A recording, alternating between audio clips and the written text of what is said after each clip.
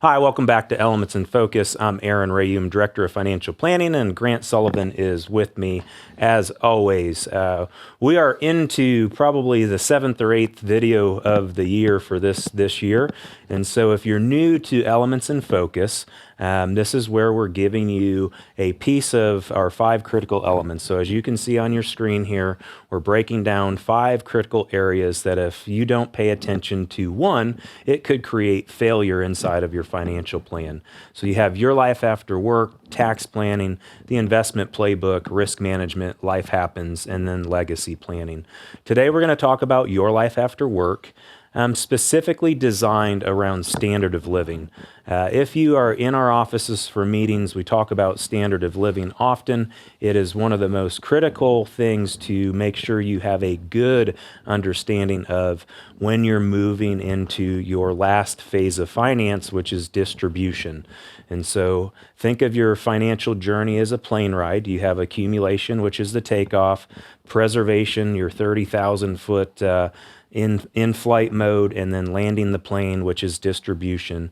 Moving into distribution, making sure you understand that standard of living is critically important. So Grant, go ahead and elaborate on what we talk about there. 100%. And as Aaron talks about going from that, that cruising altitude level, and we're starting about landing the plane in distribution, one thing that our managing partner Joe often says that it hits home very well is that at the end of the day, right, you can stop eating chocolate to lose 40 pounds. But what no one does is lose 40 pounds and then stop eating chocolate, right? That leads to anger management. And we can all laugh and joke at that, but realistically, that's what we're trying to say with standard of living in retirement.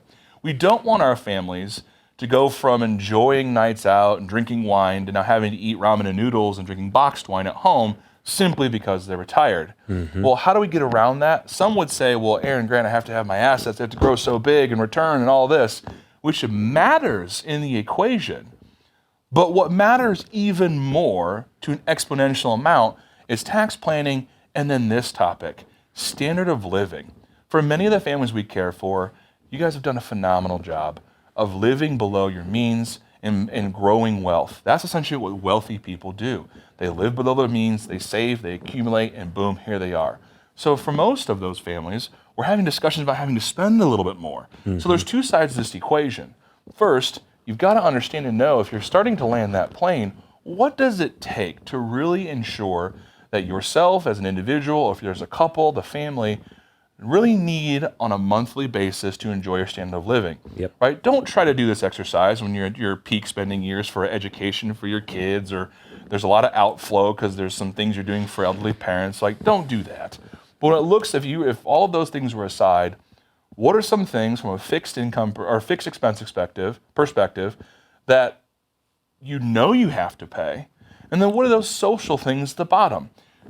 A planner should never, and we don't do this for our families, and you guys know this, that are watching that are part of these conversations, we're never going to tell you what to spend your money on, right? It's our responsibility to say, hey, that standard of living is a little high.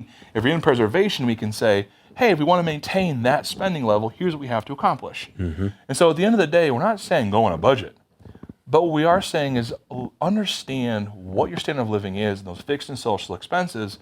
And especially if you're getting ready to land that plane and enter distribution, let's have a retirement practice here, where a year ahead of that time, if you have control over when you're going to turn in those keys, let's start figuring out, playing with, hey, what are my fixed and social expenses and how is it playing to my situation? Because at the end of the day, you could have $100 million in assets, but if you're spending $100 million a year, it's not going to last very long. Right. Thank you, Grant. And one last thing to kind of wrap that up. And so as you're moving into the distribution phase of life, it is important, as Grant mentioned, to understand the standard of living.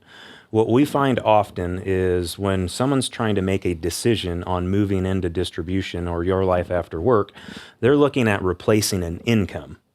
And that may work, but it's not the best way to look at it. So let's just say you're used to making $100,000 a year. Our industry says, hey, you've got to replace 70% of that, which is $70,000 a year. Well, as Grant laid out, if your fixed expenses and social expenses are only $5,000 a month, you need to replace $60,000 a year and not 70. And so that's why it's so critically important to know what your standard of living number is because you want to replace 100% of your standard of living, not looking at what you're replacing from an income side. Well said. Once you figure that out, that's when we can look at an income distribution to help you achieve that. So do you have Social Security? Are there pensions? What kind of assets do you have that we can use to help you meet that standard of living? So if you have questions or you're just trying to figure out, can we move into that next phase of finance, which is your life after work or distribution, and you have questions and you need a guide or resources to help you, please schedule your complimentary Next Steps meeting. That's where we'll have you come into the office, be an hour and a half typically. We'll uncover some topics to talk about. We'll make sure we're giving you things to think about today, things to think about in the future, and if we decide to partner together, a written plan on what FEG will do for you. You can scan the QR code on the screen. You can call us at 800-928-4001. Reach out to us at yourlifeafterwork.com. If you have specific questions, send them to talk to FEG at Your Life After Work. We will be happy to answer those. Thank you so much for watching. Have a blessed day.